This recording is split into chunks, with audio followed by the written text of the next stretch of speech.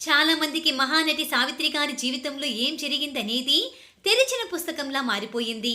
ఆమె పేరు మీద వచ్చిన మహానటి చిత్రాన్ని చూసిన వారికి ఒక అవగాహన కూడా వచ్చింది. నాటి తరం వారికి సావిత్రి గారి గురించి బాగానే తెలిసినప్పటికీ ఈ తరం వారికైతే తెలియదు.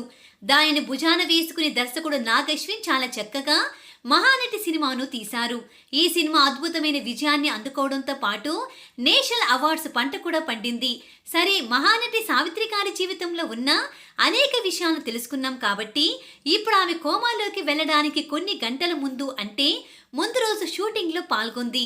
ఆ రోజు తన షూటింగ్లో ఏం జరిగింది, ఆమె మాట్లాడిన చివరి మాటలు ఏంటో ఈ వీడియోలో తెలుసుకుందాం. మహానటి సావిత్రి గారు కన్నడ సినిమా షూటింగ్ కోసం మైసూరు వెళ్లారు. అక్కడ ప్రీమియర్ స్టూడియోలో షూటింగ్ జరుగుతోంది. ఆ సినిమాలోని షావుకారు జానకి గారు కూడా నటిస్తున్నారు. అక్కడే పక్క ఫ్లోర్లో హీరోయిన్ లక్ష్మి గారు నటిస్తున్న సినిమా షూటింగ్ కూడా జరుగుతుందట.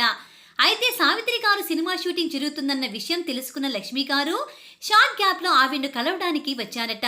లక్ష్మి గారు సినిమా సెట్ లో అడుగు పెట్టగానే అక్కడ షావుకారు జానకి గారు బొప్పాస్కాయ ముక్కలు చాలా చిన్నగా కట్ చేసి అందరికీ పంచడం చూశారట.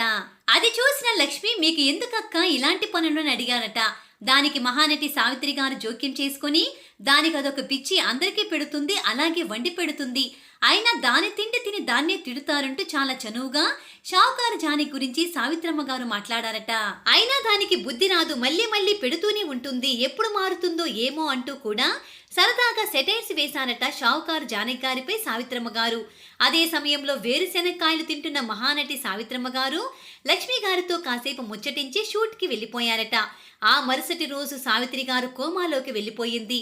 కొన్ని నెలల పాటు పోరాటం చేసి జీవితంలో ఓడిపోయి తిరిగి రాని లోకాలకు వెళ్ళిపోయింది. ఆ తర్వాత అంతకుముందు జరిగిన అనేక విషయాలు చాలా మందికి తెలిసినా ఈ విషయం షావుకారు జానకి గారు ఓ ఇంటర్వ్యూలో చెప్పేంత వరకు కూడా ఎవరికీ తెలియదు.